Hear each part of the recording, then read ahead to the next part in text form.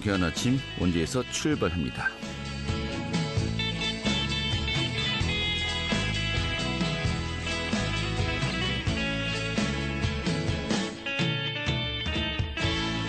안녕하십니까. 7월 26일 화요일 아침에 인사드리겠습니다. 상쾌한 아침 원주에서 출발합니다. 진행의 한태우입니다.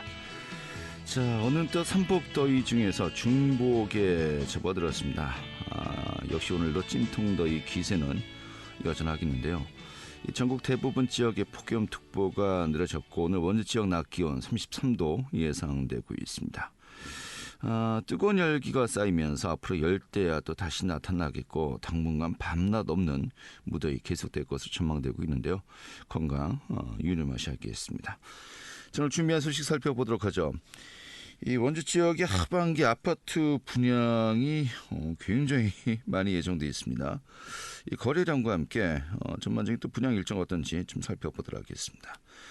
원주 1호원이 신축 본관을 새롭게 준공했죠. 좀 오늘 소개해드리겠습니다. 또 취재 기장일에서 도내 이슈도 살펴보도록 하죠. 7월 26일 화요일 상쾌한 아침 원주에서 출발하겠습니다.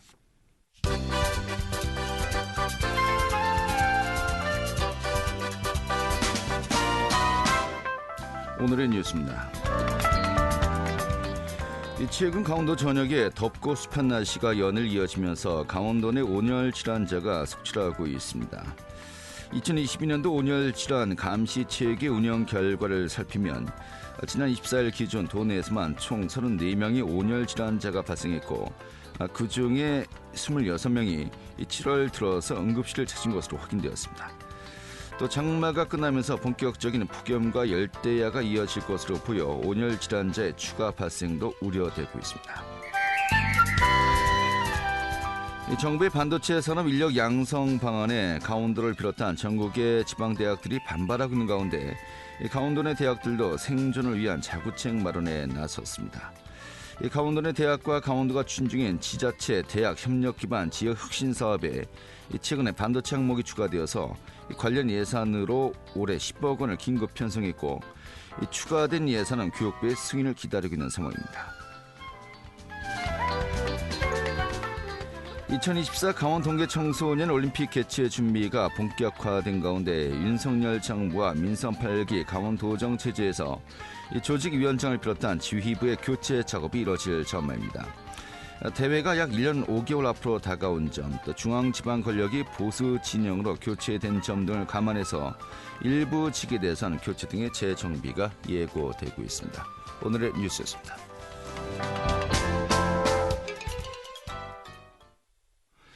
네, 지금 전국적으로 아파트 거래가 주춤하고요. 또 거래 절벽이다라는 또 말까지 나오고 있습니다. 이 전체적으로 상승세는 멈추고 이제 하락 기조로 접어들었다고 하는데요. 과연 원주 지역은 어떤지, 그리고 또 하반기 분양 일정들 굉장히 좀 많은 아파트 분양이 예정되어 있습니다만은 좀 전반적인 상황 살펴보도록 하겠습니다. 이 최경순 한국공인중개사협회 원주 지회장 연결하겠습니다. 지회장님. 네, 안녕하십니까. 네, 반갑습니다. 네, 반갑습니다. 그 지회장은 이렇게 뭐 선출로 이렇게 선거로 뽑힙니까? 아니면 어떻게 그 지회장을 맡게 되신 겁니까? 네, 경선이 있으면 투표로 이제 지회장을 뽑고요. 예. 네, 제가 한 것도 별로 없어서 앞으로 더 잘 하라고, 예. 이번에 경선 나오신 분이 없어서 예. 제가 연임하게 됐습니다. 보통 임기가 얼마 되십니까? 3년입니다. 3년이요? 앞으로 예. 3년 동안 우리 지회장님 자주 좀 뵈야 될 것 같습니다만은. 예. 예. 자, 그런데 네. 지금 부동산 지금 현황부터 살펴보도록 하겠습니다. 이 전국적으로 이 아파트 상승세가 꺾이고 심지어는 거래 절벽 아니냐, 또 이제 하락세로 접어들었다라고 이제 이야기를 하고 있는데 강원도 원주 지역 같은 경우는 현재 어떻습니까? 원주 같은 경우도 작년에 거의 16,000건 정도 되거든요. 이제 평균 잡았을 때. 거래가요? 예. 예, 거래가. 근데 지금 원래 상반기 했을 때 한 4,000여 세대밖에 안 돼요, 거래가. 네. 그러면 지금 반도 안 되는 거거든요. 그렇군요. 예. 예, 그 통계뿐만 아니라 제가 체감적으로 느낄 때도 거래가 너무 없다라는 걸 실감하고 있는 요즘이에요. 네, 그렇군요. 그런데 그 1억 원대 공시지가 기준으로요. 소형 아파트 같은 경우 굉장히 좀 거래가 활성화되었던 것으로 알고 있는데 네. 이 시장은 어떻습니까? 작년 예전부터 시작해서 공시지가 이런 미만이 거래가 많았어요. 네.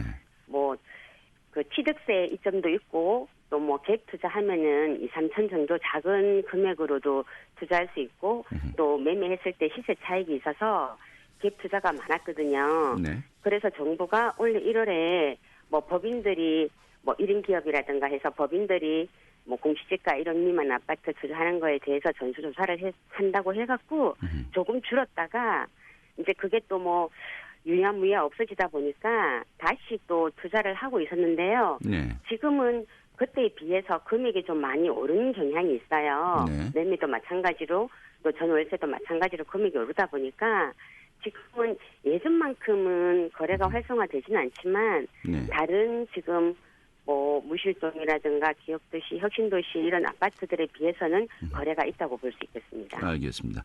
그런데 앞으로의 또 추세 방향을 이제 봐야 되지 않겠습니까? 네네. 아무래도 이제 물가가 계속 오르면서 결국 이제 금리 인상으로 이제 갈 수밖에 없다라고 다들 이제 예상을 하고 있고요. 네네. 뭐 심지어는 빅 스텝이다, 자이언트 스텝이다라는 정말 네. 어려운 또 생소한 단어까지 요즘 네. 좀 익히게 됩니다만은 네. 금리 인상 중에 예고돼 있는 상황에서 그럼 자동적으로 이제 부동산 담보대출도 오를 수밖에 없는 것이겠고요. 네. 좀 상당히 좀 향후 부동산 경기 전망 좀 약간 굉장히 보수적으로 봐야 되지 않을까라는 또 시각도 많습니다. 어떻게 보십니까?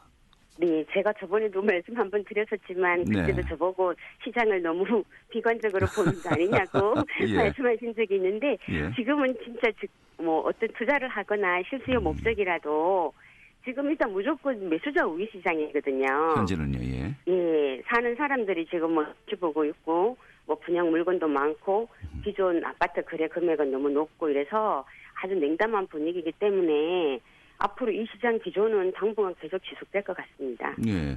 자, 그런데 또 이제 많은 분들이 궁금해하시는 것이 또 원주 지역 같은 경우에 신축 아파트 분양 예. 이게 또 이제 맞물려서 실거주자냐 또 투자 수요냐 여러 가지 따져봐야 되겠습니다만은 예.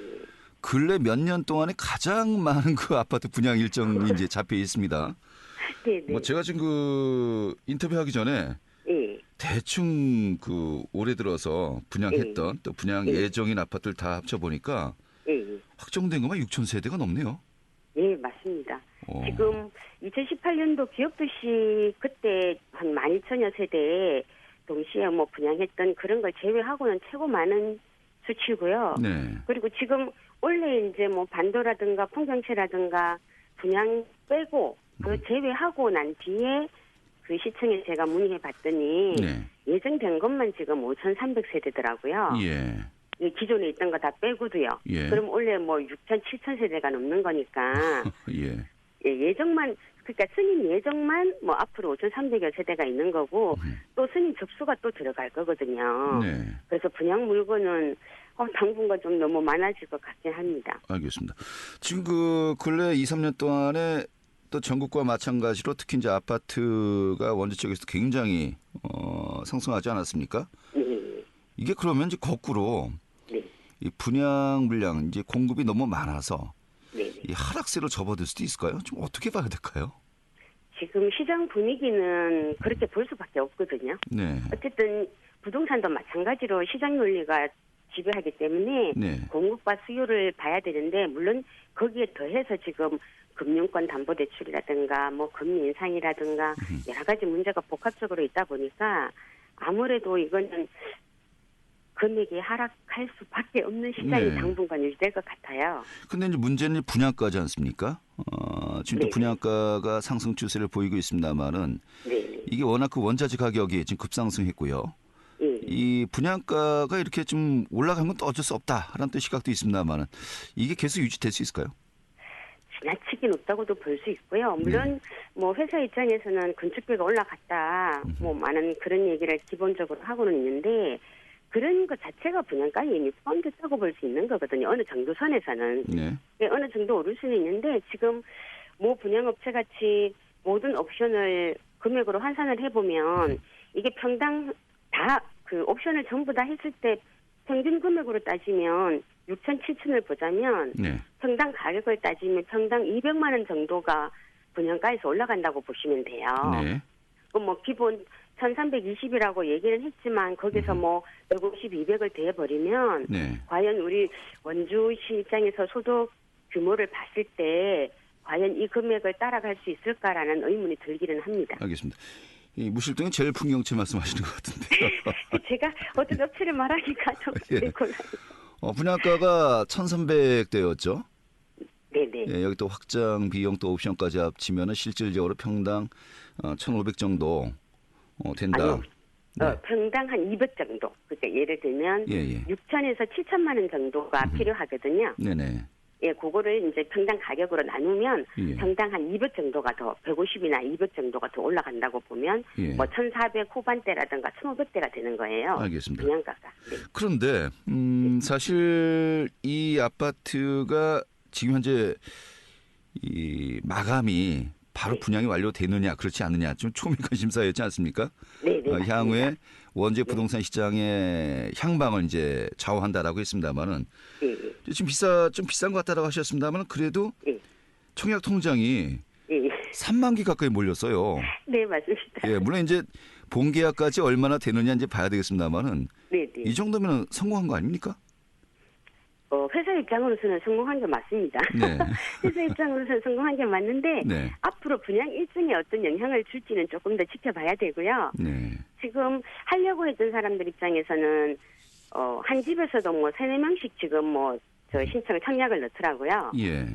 그러면 결국은 뭐 사회적인 약자라고 할 수는 없지만 뭐 크게 뭐 계약금이라든가 1차 중도금이 12월 달이니까 그런 금액적인 부분 한 20% 정도 거의 1억 가까이 되는 돈이 없으면 네. 이게 과연 청약할 수 있느냐.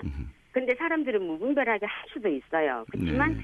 이게 보통은 프리미엄을 받고 팔겠다는 심리적으로 작용한 것 같을 때 네. 이게 만약에 그러지 못했을 때 자기가 경제적인 비용을 부담할 수 있느냐 은행에서 네. 그 부분까지 확인을 하고 그것도 괜찮다면 뭐 앞으로 계속 청약 일정에 분양 일정에 맞춰서 청약할 수도 있지만 아니면 경제적 비용을 조금 더 생각해서 진지하게 네. 한번 청약에 대해서 생각해 봤으면 좋겠습니다. 알겠습니다. 또 앞으로도 향후 하반기에도 한 5천 가구 가까이 이제 그 분양이 잡혀 있습니다만은 이게 지금 말씀하신 것처럼 이 실수요냐 또 투자 개념으로 이제 볼 수 있느냐 이게 크게 이제 구분되지 않겠습니까? 예. 한마디로 프리미엄이라고 하는데 예. 프리미엄 어느 정도쯤 이거는 기대를 접어야 되지 않을까 싶기도 하고 어떻게 보십니까?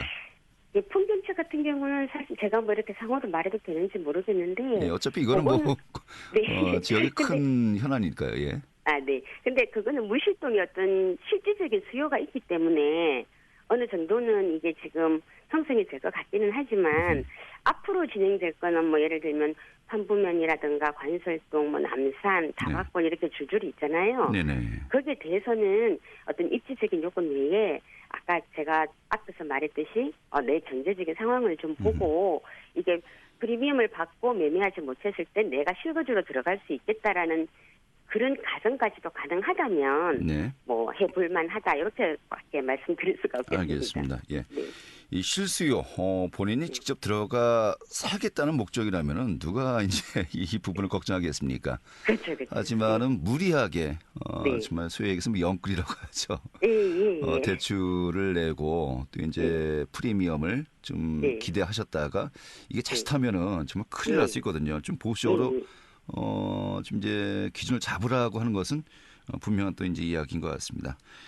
이런 가운데 최근에 이 풍경채부터 1순위 자격을 원주 지역 거주 1년으로 이제 상향하지 않았습니까? 네, 맞습니다. 이 기준이 계속 유지될 수 있을까요? 아니요, 지금 앞으로 나온 것들 보면은 6개월도 있고 없는 것도 있어요. 그 그래요? 기간 없는 것도 있습니다. 근데 뭐 예를 들어서 12개월로 해준 거는 원주 시민한테 어떤 혜택을 준다고 볼 수 있거든요. 네. 이게 뭐 실거주 요건이 없다라거나 6개월이면 사실은 외지 투자자들이 청약받기 위해서 뭐 여기 원룸 같은 거 뭐 위장 진입할 수도 있는 거고요. 네. 뭐 그렇게 해서 자격을 취득할 수가 있잖아요. 근데 12개월이라고 해버리면 어떤 그런 투자자들에 대한 조금은 원주 시민들에게 조금 더 기회가 주지 않았을까. 네. 그런 뭐 좋은 의미로 저는 보고 있습니다. 알겠습니다. 그럼 만약에 1년 거주 제한이 이번에 없었으면요. 예. 아까 뭐 청약 통장에 3만 개 정도 몰렸다고 하는데 훨씬 멀리. 더 많은 청약통장이 이번에 여기에 사용되었을 수도 있겠네요. 네, 분양시장에서는 일단 무조건 그렇게 해야지만이 자기들에게는 좋잖아요. 알겠습니다. 좀 하반기에 네. 좀 전반적인 또 상황 또 다시 한번 짚어보도록 하겠고요. 오늘 이 정도 정리하겠습니다. 고맙습니다. 네, 감사합니다. 네, 최경순 한국공인중개사협회 원주지회장이었습니다.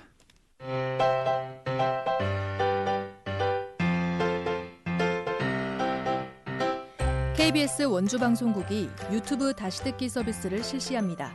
매일 아침 강원 영서남부권의 뉴스와 정보를 전해드리는 상쾌한 아침 원주에서 출발합니다는 KBS 원주라디오 유튜브 채널을 통해 다시 들을 수 있습니다.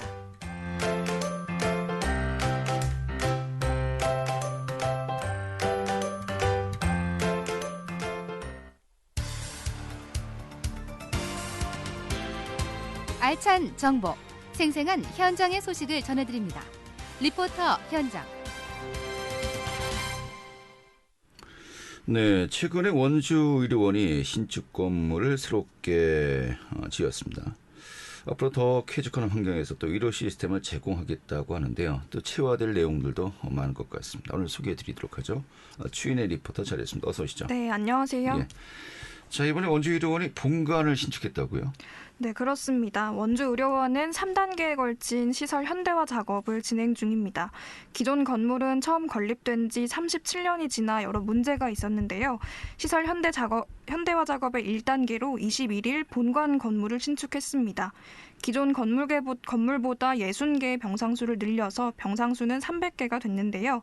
이렇게 시작해 2025년까지 시설 현대화 작업을 진행할 예정입니다.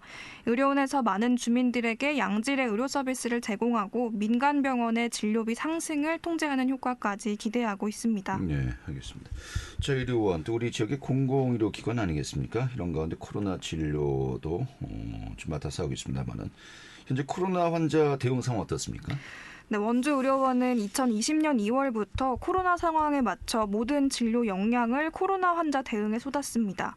한참 환자가 많을 시기에 의료원은 코로나 외 일반 진료를 축소하고 전체 240개의 병상 중 150개의 병상을 코로나 환자 병상으로 운영했는데요. 현재는 11개의 코로나 병상을 운영하고 있습니다. 그런데 7월 초에는 코로나 PCR 검사를 받는 인원이 하루 평균 6.3명이었는데요. 지난주에는 15명으로 현재 2배 이상 검사 인원이 늘었고요. 신속항원 검사의 경우에도 7월 초 10명에서 지난주 44명으로 크게 증가하고 있는 추세입니다. 이러한 코로나 재확산 상황에 맞춰서 원주의료원도 기존 11개 병상에서 35개로 환자 운영 병상을 확대 운영할 예정입니다. 현재 코로나 입원 환자는 7명입니다. 원주의료원 총무과 이무열 과장 이야기 들어보겠습니다. 건물은 건립된 지 37년이 경과하다 보니까 병실 간 환자들의 입원, 거주 공간이죠. 거주 공간이 부족하고 또 병실의 누수, 균열 등이 발생되었고 시설 개선처 이제 신축을 하게 되었습니다. 급성기 병동 운영 110병상, 호스피스 병상 13병상, 재활요양 병상 49병상, 국가음악 경기병상 7병상을 제공해서 의료원의 경쟁력을 강화하고 자립 경영을 실현하는 데 그 역할과 기능이 있다고 하겠습니다. 네, 일단은 본관이 신축되었는데 어떤 시설들이 들어서게 되는지 또 앞으로 또 어떻게 채우게 되는지 궁금합니다. 어떤 점들이 바뀌었습니까? 네, 신축 전 기존 건물 병실은 환자 대여섯 명이 좁은 공간을 이용했는데요. 또 개인의 프라이버시가 굉장히 취약했습니다. 병실에 화장실이 없다는 불편함과 환자 휴게 공간이 부족한 문제도 있었는데요. 신축 건물의 모든 병실은 4인실로 병실 안에 화장실이 마련돼 있습니다. 또 병동당 2개씩 환자의 휴게 공간도 마련돼 있어 입원 환자와 보호자 모두 만족하고 있습니다. 병상도 추가 마련해 총 300개의 병상을 운영하고요. 임종을 앞둔 환자들의 고통을 줄이고 안정을 지원하기 위해서 호스피스 병상도 마련됐습니다. 이 호스피스 병상은 코로나 팬데믹이 끝나면 즉시 운영할 계획이라고 합니다. 네, 또 다른 의료센터들도 들어선다고 하는데 어떻게 일정이 잡혀 있습니까? 네, 심내혈관센터와 공공어린이 재활의료센터가 24년에 들어섭니다. 강원도의 심장질환 및 뇌혈관 질환의 사망률은 전국 평균보다 높은데요. 의료원의 심내혈관센터 운영으로 골든타임을 놓쳐서 심내혈관으로 사망하는 일은 없을 것으로 기대됩니다. 또 영서 남부 지역에서 장애 어린이의 의료 수요는 40%에 달하는데요. 이에 맞춰 특화된 서비스를 제공할 공공어린이 재활의료센터가 들어섭니다. 자세한 이야기 이무영 과장에게 이어서 들어보겠습니다. 있는데요. 심내혈관 센터는 생명과 직결되지만 이제 수익성이 나서 민간에서 공급을 꺼려하고 있어요. 그래서 낮은 필수의료 공급 부족으로 거주 지역에 따라 차망률 격차가 많이 발생되고 있거든요. 그래서 원주의료원의 어떤 그런 지역 간 의료 격차 해소를 하기 위해서 원주의료원에서는 심내혈관 센터를 운영할 계획을 있습니다. 현재 심내혈관 센터는 영서 남부 지역에 원주 기독 세브란스 병원만 있는데 앞으로는 이제 원주의료원도 심내혈관 센터를 운영하게 되면 골든타임을 놓쳐서 심내혈관으로 사망하는 일은 없을 것으로 보고 있습니다. 공공어린이재활센터 건물 2층에 위치하게 되고요. 선생님들과 전문 간호사가 24시간 근무하게 되고요. NGO, 취임초음파 등 전문 의료 장비도 국도비로 운영하게 됩니다. 네. 자, 원주의료원의 시설 현대화 사업 앞으로 전체적인 일정은 어떻게 잡혀 있습니까? 네, 1단계 사업인 본관 신축이 마무리됐고요. 오는 8월부터 2024년 9월까지는 2단계 사업인 공공어린이 재활의료센터와 심내혈관센터 설치가 진행됩니다. 마지막 3단계로 2025년 8월까지는 별관 리모델링과 응급실과 중환자실 병상을 늘릴 예정입니다. 또 지역 책임 의료기관으로서 원주의료원은 수익성이 낮더라도 필요한 필수 의료를 제공할 예정입니다. 알겠습니다. 자, 원주의료원 지금 양질의 의료 서비스 공공의료기관으로서 더욱더 좀 확충되고 좀 많은 분들에게 좀 편리함을 주었으면 좋겠네요. 오늘 잘 들었습니다. 네, 감사합니다. 네, 추인의 리포터였습니다.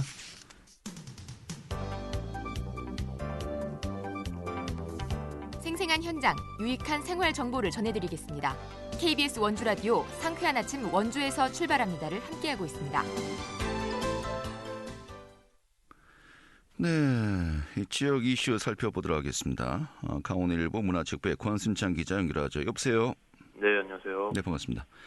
자, 원주교육지원청 신축 이것이 이전이 추진 중인데 좀 지연될 위기에 처했다라고 합니다. 또 이와 관련해서 이 정교조가 비판도 하고 있다고요?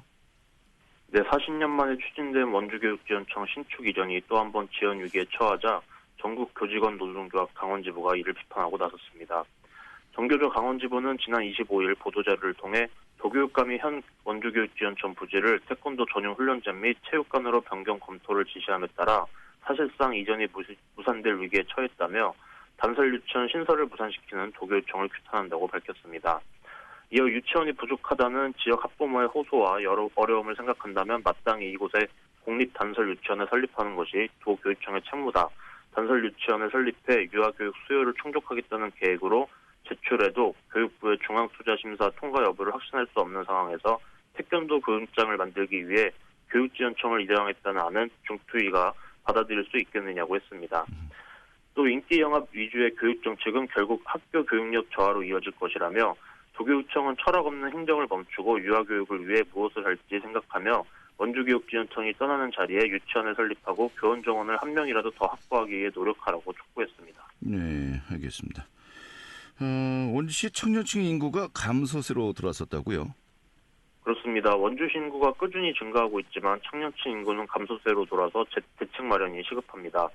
원주시에 따르면 5월 말 주민등록 기준 전체 주민수는 35만 9,229명으로 2018년 같은 기간 34만 2,010명에 비해 1만 7,200명이 늘어나는 등 매년 증가세를 보이며 연내 36만 명 돌파를 눈앞에 두고 있습니다. 하지만 이 기간 18세에서 39세에 해당하는 청년층 인구수는 2020년 5월 9만 8,989명으로 정점을 찍은 후 2년 연속 감소해 올 5월 9만 7,018명으로 줄어들었습니다. 전체적인 인구 증가에도 불구하고 청년층 인구가 줄어들면 장기적으로 고령화 사회로 빠르게 진입하는 원인으로 작용합니다. 그렇군요. 이 청년 인구를 늘릴 수 있는 방안 따로 있을까요? 지역 경제활동 인구의 근간인 청년층 세대 비중을 다시 늘리기 위해서는 안정적 일자리 창출과 주거복지 그리고 청년층을 위한 도시 이미지 구축 및 정주 여건을 강화하기 위한 인프라 확충이 필요하다는 지적입니다. 원주시도 청년 인구 감소에 대비한 대책 마련에 부심하고 있습니다. 원주시는 지역 인구 정책과 청년 정책 수립의 기초 자료를 활용하기 위해 다음 달 1일부터 전입 3년 이내 청년 세대를 대상으로 설문조사를 실시할 예정입니다. 설문 내용은 청년층이 원주로 거주해온 이유와 출퇴근 방법, 지역에 거주하며 불편한 점과 바라는 점, 거주 만족도 등 폭넓게 다룹니다. 원광수 원주시장은 청년층 유입에 있어서 가장 효과적인 정책은 일자리 확충이라며 인선 8기 시정의 핵심인 삼성반도체 공장 유치 등 지역경제 살리기 방안이 내실을 거둘 수 있도록 최선을 다하겠다고 강조했습니다. 네, 알겠습니다. 이 청년 정책도 역시 기승전 삼성반도체로 기결되는군요. 네. 알겠습니다. 이렇게 정리하죠. 고맙습니다. 네, 감사합니다. 네, 강원일보 문화체육부의 권순창 기자였고요. 7월 26일 화요일에 함께했던 KBS 원주방송국의 성쾌한 아침 원주에서 출발합니다. 오늘 소식은 여기까지입니다.